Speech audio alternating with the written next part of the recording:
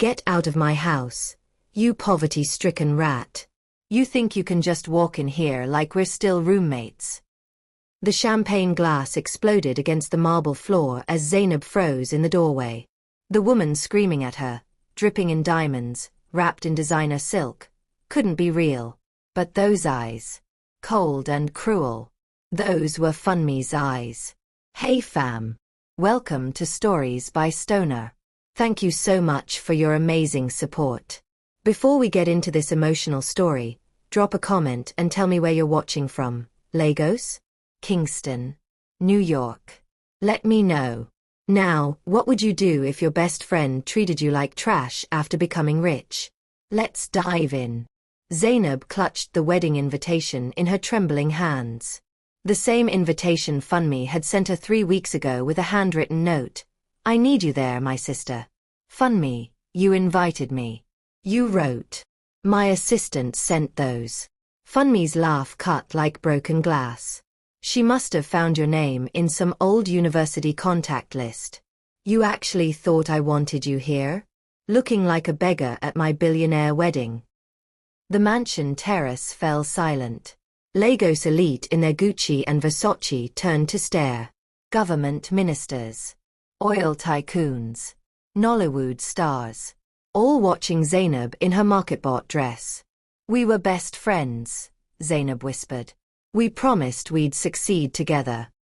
That was before I knew what success really meant. Funmi stepped closer, her perfume suffocating.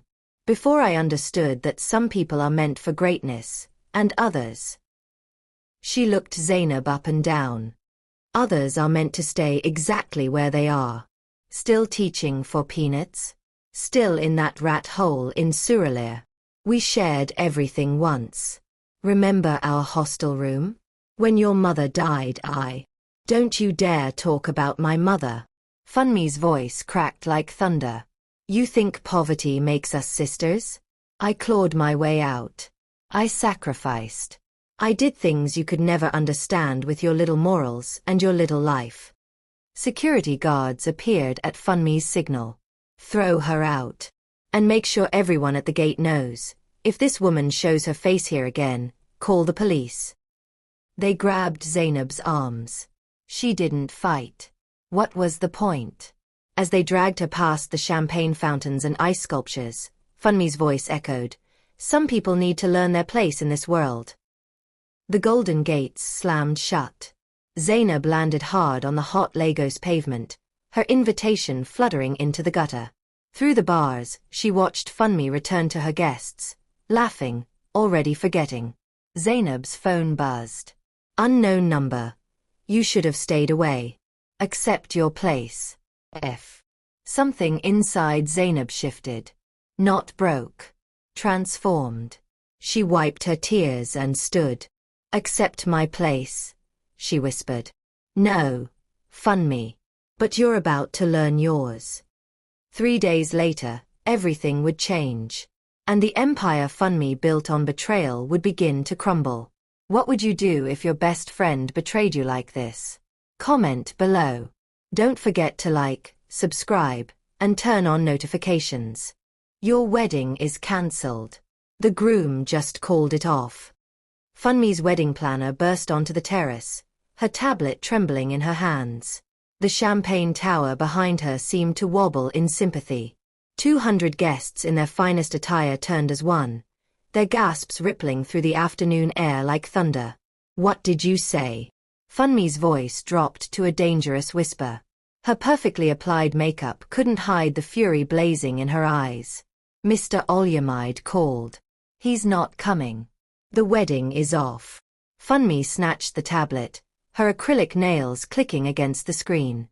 There it was, a brief message from her billionaire fiancé. I can't marry someone with your character. What I witnessed yesterday disgusted me. We're done. Yesterday. Funmi's mind raced. Then it hit her. Olyamide had arrived early to the mansion. He must have seen.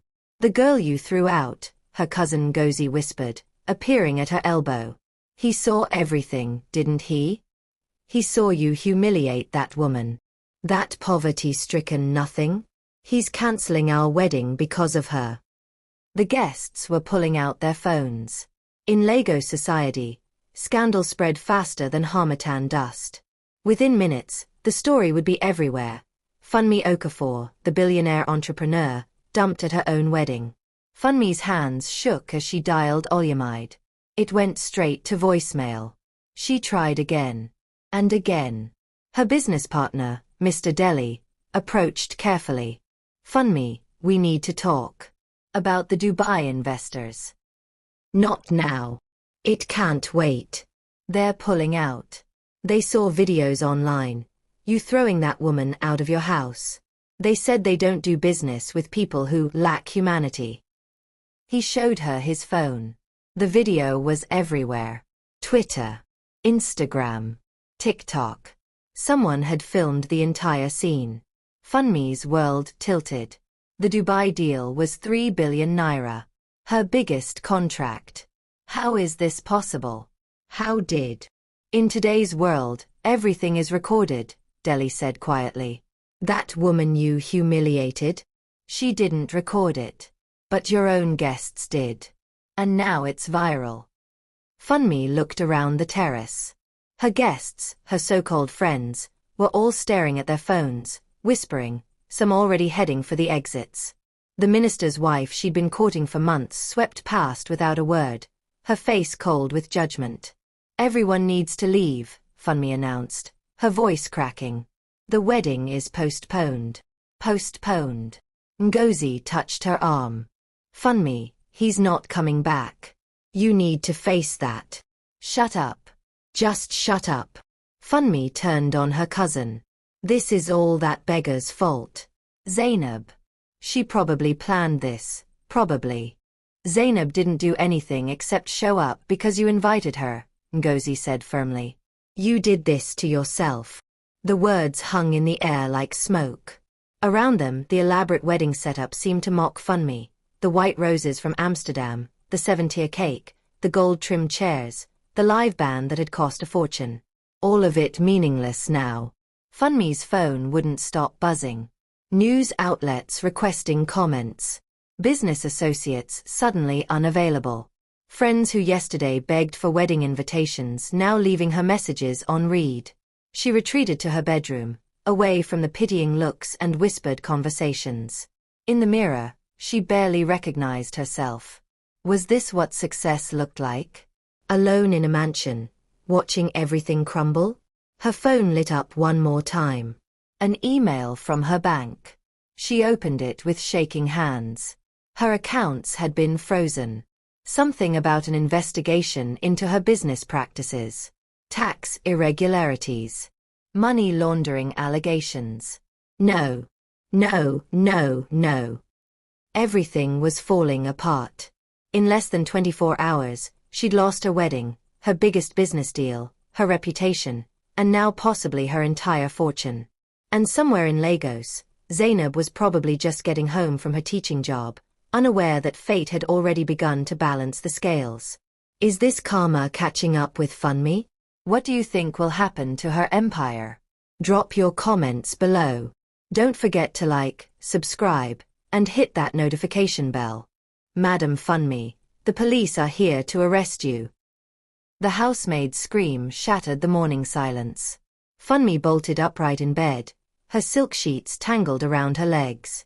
Through her bedroom window, she saw them, 3 police vehicles, their lights flashing red and blue against her mansion walls. She grabbed her phone. 27 missed calls. 43 messages. All from lawyers, business partners, investors. And one from her father in the village, a man she hadn't spoken to in 5 years because she was too busy being successful. The bedroom door burst open. Officers in uniform filled her sanctuary. Funmi Okafor, you're under arrest for fraud, tax evasion, and money laundering. This is insane. Funmi clutched her nightgown. Do you know who I am? Yes, Ma. That's exactly why we're here. They let her dress, but the handcuffs came out in her own living room. Her staff watched from doorways, their faces carefully blank. Yesterday they'd called her madam with reverence. Today their eyes held something else. Justice, maybe. Or satisfaction. At the police station, reality crashed down. Her business partner Delhi had turned state witness. He'd provided documents showing how Funmi had been falsifying records, evading taxes, using shell companies. The empire she'd built wasn't just morally corrupt, it was criminally so. "I want my lawyer," Funmi demanded from the holding cell. "Your lawyer is being investigated too, madam. Seems everyone around you has been breaking the law." Hours crawled by. No bail. No phone calls. Just cold cement walls and the smell of regret. Hey Stories by Stoner Family. If you're loving this story of karma and justice, smash that like button and share this video with someone who needs to see that what goes around truly comes around. Now let's see what happens next. Meanwhile, across Lagos, Zainab sat in her small apartment grading papers when her phone rang. Unknown number. "Is this Zainab?" A woman's voice. Official. "Yes. This is Detective Yemi from the Economic and Financial Crimes Commission. We need to ask you some questions about Funmi Okafor." Zainab's heart stopped. "What about her?" "We're building a case. We understand you were close to her during university. We need to know, did she ever discuss her business practices with you?" Zainab thought about lying. About protecting the ghost of their friendship. Then she remembered the champagne glass shattering. The word, beggar. The laughter of the elite as she was thrown into the street. "I can tell you about the Funmi I knew," Zainab said quietly. "But I don't think that person exists anymore." She told them everything. The late-night conversations in their hostel. How Funmi had changed in their final year, suddenly wearing expensive clothes, driving a new car, dating older men. How she dropped out to pursue opportunities that she never fully explained. She used to say, "I'll do whatever it takes to never be poor again," Zainab remembered. "I thought she meant hard work. I didn't realize she meant anything. Even illegal things." Detective Yemi was silent for a moment. "Miss Zainab, your testimony could help put her away for a very long time." "I don't want revenge," Zainab said. "I just want the truth to matter." Back in the holding cell, Funmi finally got her phone call. She dialed Ngozi. "Cousin, please. Get me out of here." "I can't, Funmi. Your accounts are frozen. The house is being seized. Everything you own is evidence now." "Then call Olyamide. He has money, he can." Olyamide got engaged this morning. To the minister's daughter. It's all over the blogs. The phone slipped from Funmi's fingers. 3 days. In 3 days, she'd lost everything. Her wedding. Her business. Her freedom. Her fiancé was engaged to someone else. The officer appeared at her cell. "You have a visitor." Funmi's heart leaped. Maybe Olyamide had come. Maybe someone still cared. It was her father. The old man she'd been too ashamed to invite to her wedding because he was just a village farmer. He stood in the visiting room in his simple clothes, his face lined with disappointment. "Papa. I saw the video," he said quietly. "Of you throwing your friend away like garbage. I taught you better than that, Funmi. Your mother taught you better than that." Tears finally came. Real tears, not the calculated ones she'd used to manipulate business deals. "Papa, I'm sorry. I just wanted to make you proud. To never be poor again. And look where that took you." He shook his head. "You forgot that character is wealth. Kindness is wealth. You became rich in money and poor in everything else." He turned to leave. "Papa, wait. Don't go. I'll pray for you, my daughter. But you need to fix what you broke. Starting with yourself. Will Funmi learn from her mistakes? Or is it too late? What do you think she should do now? Comment your thoughts. Don't forget to subscribe and turn on notifications. Zainab, you're being sued for 10 million naira. The process server shoved the documents into Zainab's hands as she stood outside her school gates. Her fellow teachers stopped mid-conversation, their eyes wide with shock. What? By who? Funmi Okafor. For defamation and conspiracy to destroy her reputation. Zainab's hands trembled as she read the lawsuit. From her jail cell, Funmi had hired a new lawyer, one of those ruthless types who didn't care about truth, only winning. The claim was absurd, that Zainab had planned the entire humiliation, recorded it secretly, and released it to destroy Funmi's wedding and business deals. "This is madness," Zainab whispered. "I didn't record anything. I didn't." But the damage was done. By afternoon, the story was everywhere. Jealous ex-friend destroys billionaire's life.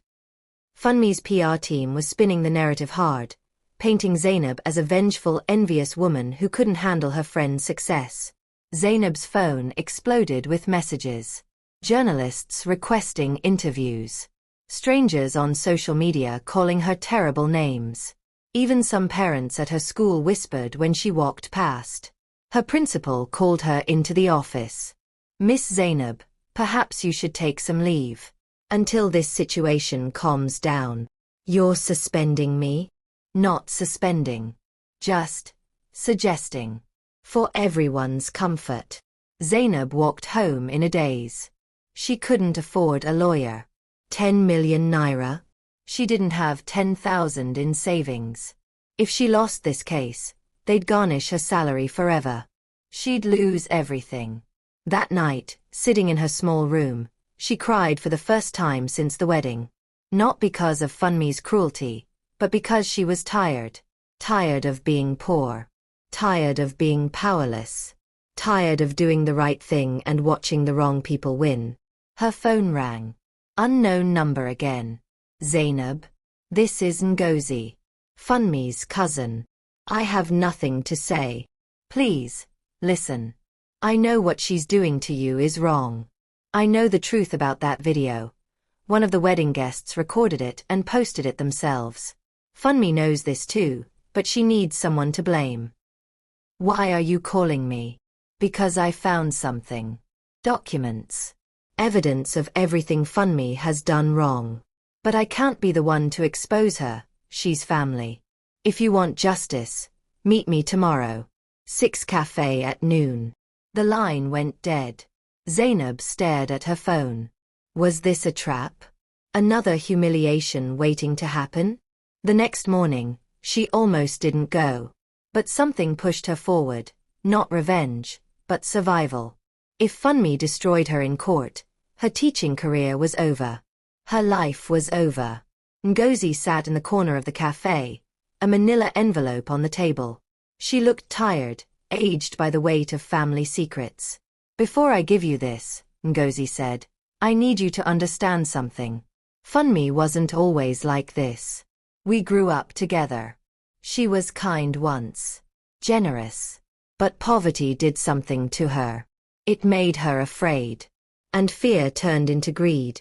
And greed turned into cruelty. That doesn't excuse what she's done." "No. It doesn't." Ngozi pushed the envelope across the table. "These are bank statements, contracts, messages. Proof that Funmi built her empire on lies. She scammed investors. She stole ideas from business partners. She used people and discarded them. You weren't the first, Zainab. You were just the most visible." Zainab opened the envelope. Page after page of evidence. Names she recognized, other friends from university, business associates, even family members. All betrayed. All forgotten. "Why are you doing this?" "Because I'm tired of watching her destroy people. And because," Ngozi's voice cracked, "because that woman in the video? That's not the cousin I loved. That's a monster that success created. Maybe losing everything will help her find herself again." Zainab held the envelope like it was burning. With this evidence, she could destroy Funmi completely. End the lawsuit. Maybe even add charges. But was that who she wanted to be? "There's something else," Ngozi said. "Funmi's pregnant." The world stopped. "What?" 2 months. Olyamide's child. "She doesn't know I know," but I saw the test results in her bathroom before everything fell apart.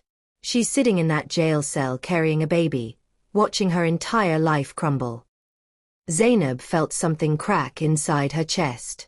Not sympathy exactly, but something human.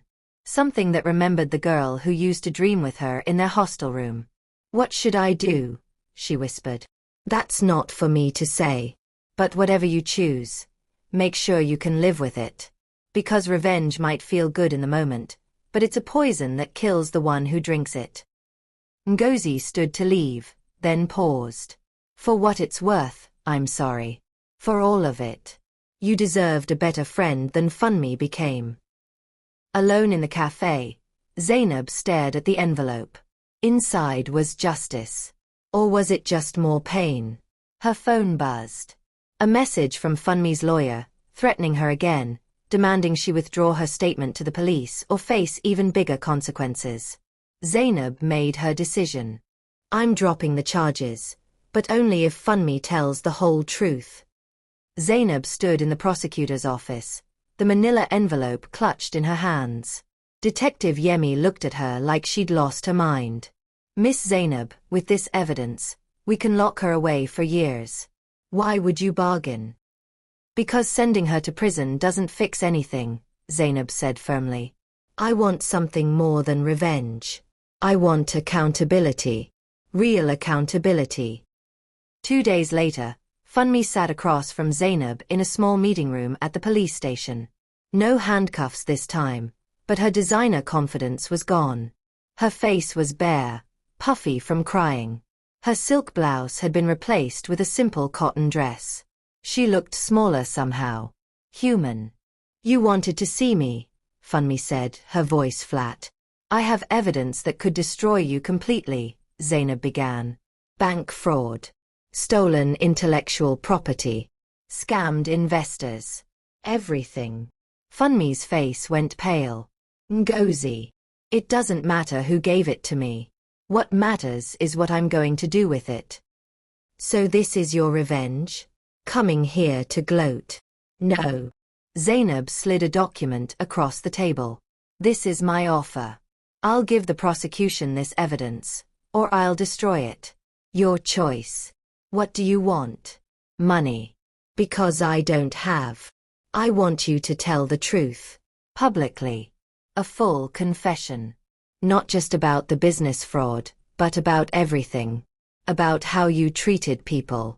About the friends you betrayed. About who you really became." Funmi laughed bitterly. "You want me to humiliate myself? To destroy what's left of my reputation? I want you to own what you did. To stop blaming everyone else. Me, your business partners, the system.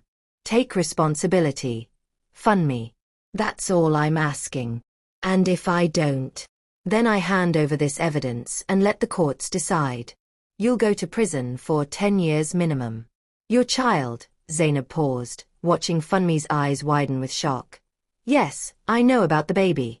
Your child will grow up visiting you behind bars." Funmi's hands instinctively moved to her stomach. "How did you?" "It doesn't matter. What matters is the choice you make right now.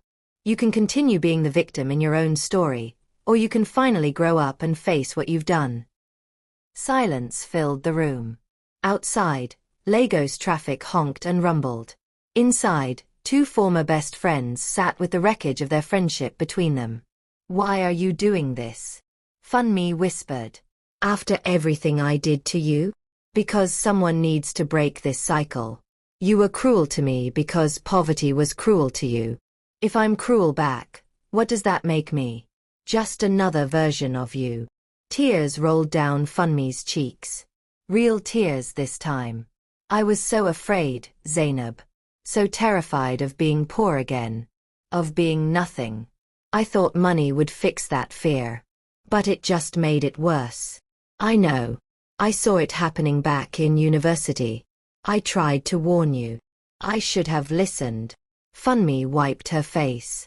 "That day at the mansion, when I looked at you in your simple dress, I didn't see my friend. I saw everything I was running from. My past. My fear. And I wanted to destroy it. But you only destroyed yourself. Funmi nodded slowly. What's in the confession? What do I have to say? The truth. All of it. How you built your business on fraud. How you used people and threw them away. How you forgot where you came from. And most importantly, Zainab leaned forward, you have to apologize. Not just to me. To everyone you hurt. If I do this, I'll have nothing left. No reputation. No career. No one will ever trust me again. No, Zainab corrected. You'll have your freedom. Your child. And a chance to become someone worth being. Isn't that worth more than a mansion built on lies? Funmi stared at the document for a long time. Outside the window, Lego sprawled endlessly. Millions of people hustling, surviving, trying to make something of themselves. Some with integrity. Some without. All trying to escape the same poverty that had shaped both women in that room. Finally, Funmi picked up the pen. Okay, she whispered. I'll do it. I'll tell the truth. 3 days later, a video went viral. Funmi Okafor, sitting in a simple room, no makeup, no designer clothes, speaking directly to camera. For 20 minutes, she confessed everything. The fraud. The betrayals. The cruelty. She named names, provided details, and took full responsibility. She cried. She apologized. She looked broken. But she looked honest for the first time in years. The comments section exploded. Some people praised her courage. Others said it was too little, too late. But everyone watched. Everyone talked about it. Zainab watched from her small apartment, tears streaming down her face.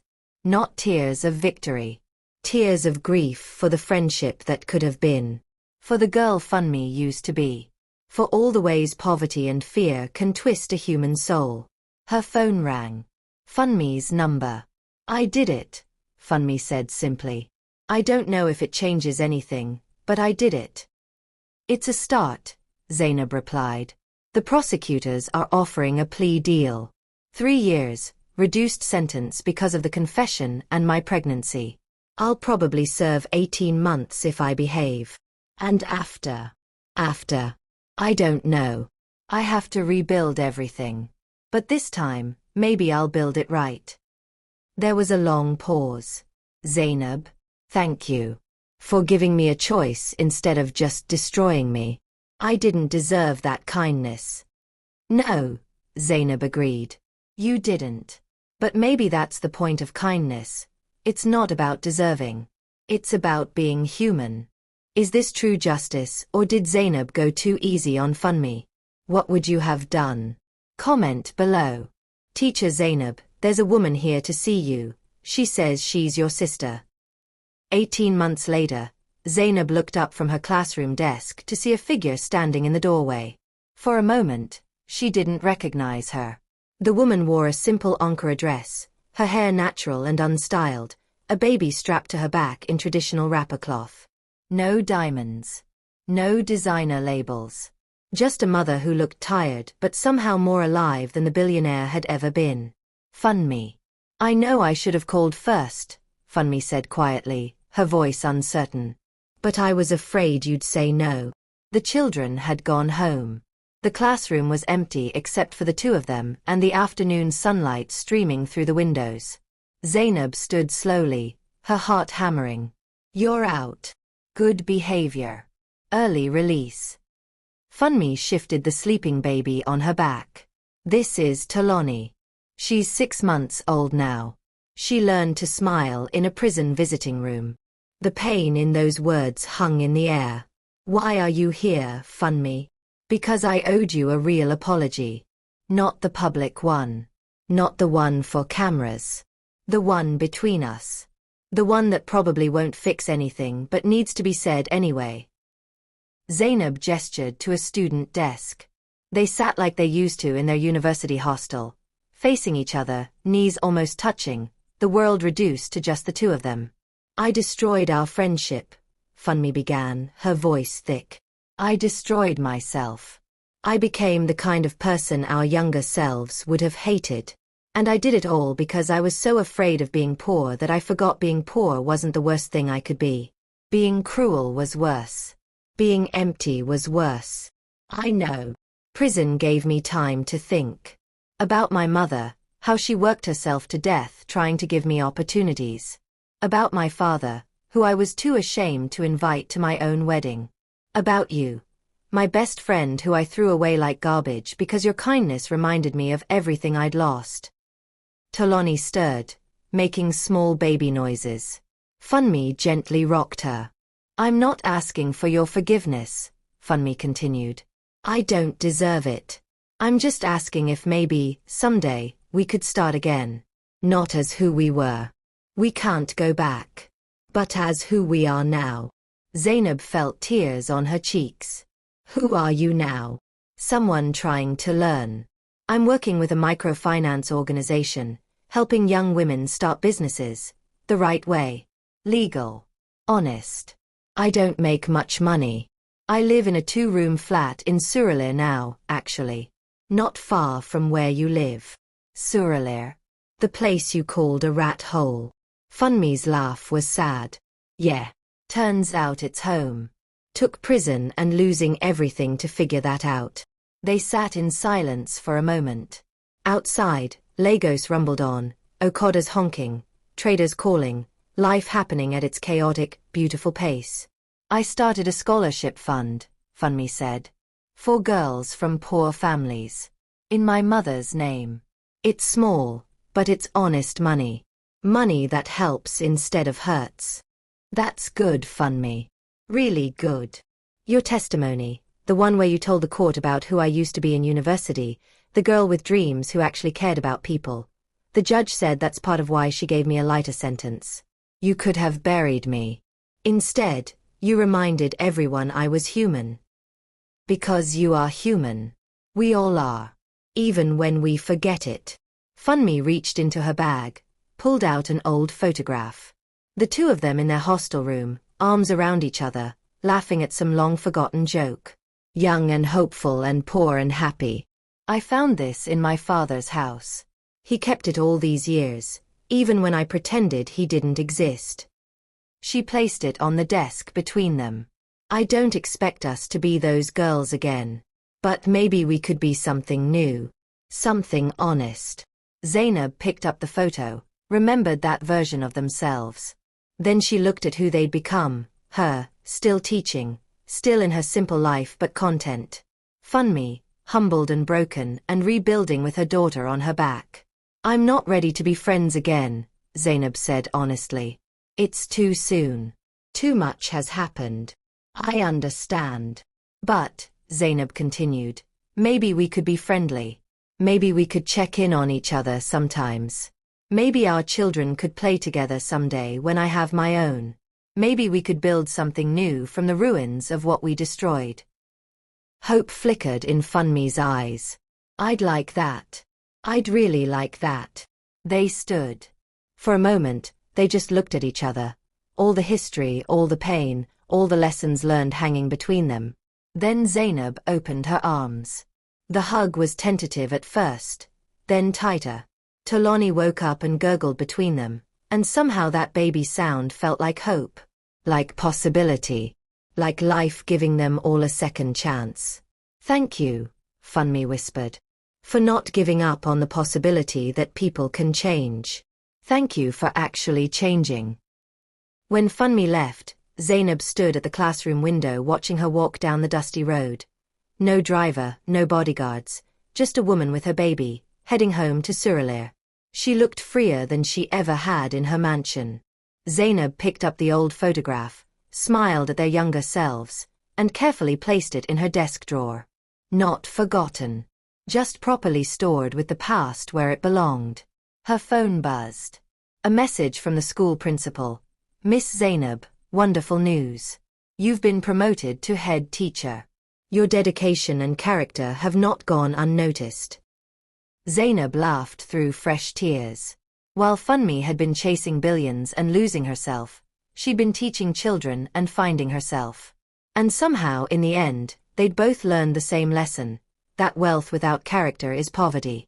That success without kindness is failure. That climbing to the top means nothing if you forget who you were at the bottom. 6 months later, on a Saturday afternoon, Zainab saw Funmi at the market. They waved, smiled, kept walking their separate paths. Not best friends. Not enemies. Just two women who'd learned that sometimes the most important journey isn't the climb up, it's the climb back to yourself. And somewhere in heaven, maybe their younger selves smiled too, proud that even broken friendships could teach beautiful lessons. Stories by Stoner Family. This is what happens when we forget our roots and where we came from. Success means nothing without character. Money means nothing without kindness. Share this story with someone who needs to remember that we all reap what we sow.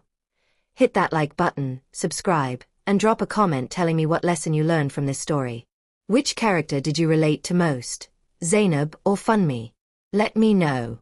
Until next time, remember, stay humble, stay kind, and never forget where you came from. Peace and love, fam.